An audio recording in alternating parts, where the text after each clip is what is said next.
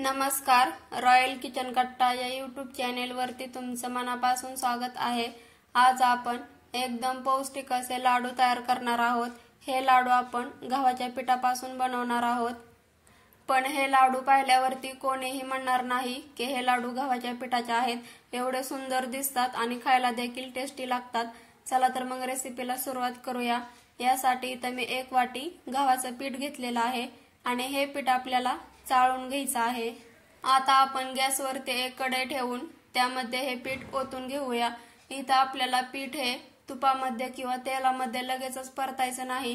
ज्यावेळेस पीठ चांगलं भाजलं जाईल त्यावेळेस आपण तूप ओतायचं आहे।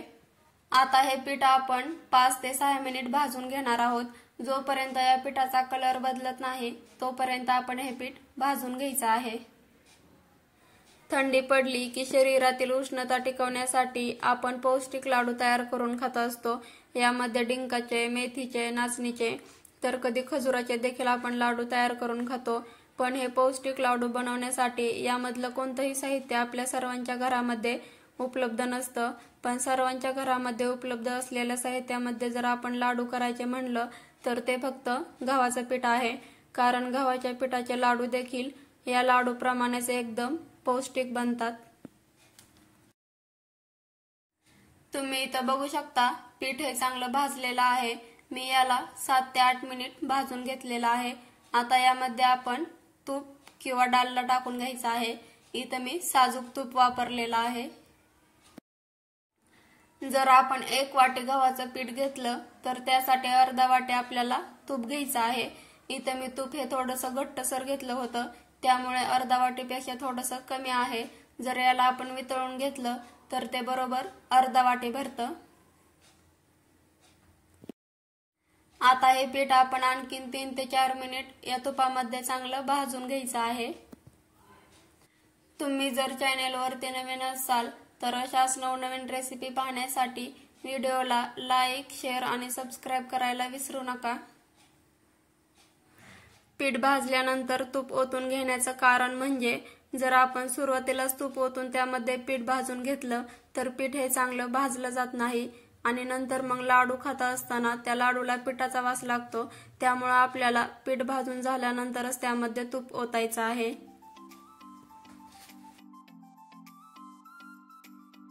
बऱ्याच बायकांची समस्या असते की त्यांनी लाडू केल्यानंतर ते लाडू टाळ्याला चिटकतात किंवा तोंडामध्ये चिटकतात। जर तुम्ही अशा पद्धतीने सुरुवातीला हे पीठ चांगलं भाजून घेतलं तर लाडू हे अजिबात टाळ्याला चिकटत नाहीत।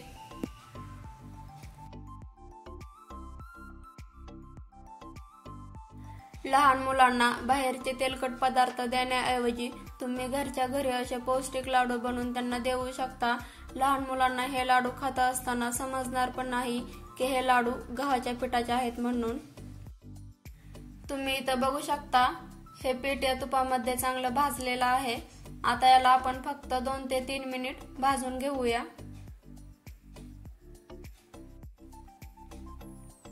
इथं मी याला आणखीन 2 ते 3 मिनिट भाजून घेतलेलं आहे। आता आपण गॅस बंद करून हे पीठ थंड करून घेऊया। हे पीठ थंड होत आहे तोपर्यंत आपण पिठी साखर तयार करूया। यासाठी इथं मी अर्धा वाटी साखर घेतलेली आहे। जर आपण 1 वाटी गव्हाचं पीठ घेतलं तर त्यासाठी अर्धा वाटी आपल्याला साखर घ्यायची आहे।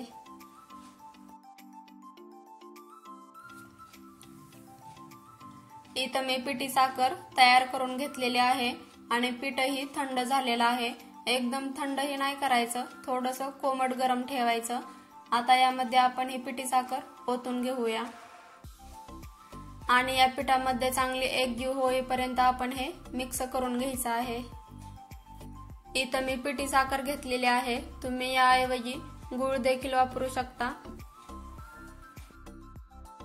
गव्हाच्या पिठाचे लाडू अनेक वेगवेगळ्या पद्धतीने बनवले जातात। जसे की पाक तयार करून त्यामध्ये गूळ घालून किंवा त्यामध्ये डिंक घालून अशा अनेक वेगवेगळ्या पद्धती आहेत। पण जी सगळ्यात सोपी पद्धत आहे ती इथं मी तुम्हाला सांगितलेली आहे। साखर या पिठामध्ये चांगले मिक्स झालेले आहे। आता याचे आपण लाडू तयार करून घेऊया। इथं तुम्हाला हव्या त्या आकारामध्ये लाडू तयार करून घेऊ शकता। जर लहान मुले असतील तर तुम्ही छोटे छोटे लाडू तयार करून घ्यायचे आहेत। इथं मी मध्यम आकाराचे लाडू तयार करून घेतलेले आहेत।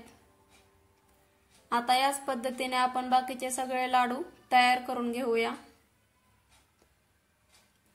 तुम्ही इथे बघू शकता किती गोल आकारामध्ये हे लाडू तयार होतात।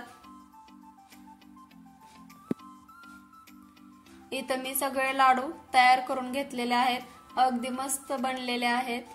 हे लाडू पाहिल्यानंतर कोणीही ओळखू शकत नाही की हे लाडू गव्हाच्या पिठाचे आहेत म्हणून।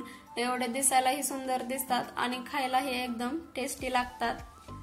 गव्हाच्या पिठाचे लाडू बनवण्याची माझी ही पद्धत तुम्हाला कशी वाटली ते कमेंट मध्ये नक्की सांगा। तुम्ही ही घरी नक्की बनवा। एकदम मस्त बनतात, एकदम खुसखुशीत बनतात, दाणेदार बनतात आणि अजिबात तोंडामध्ये चिकटत वगैरे नाहीत।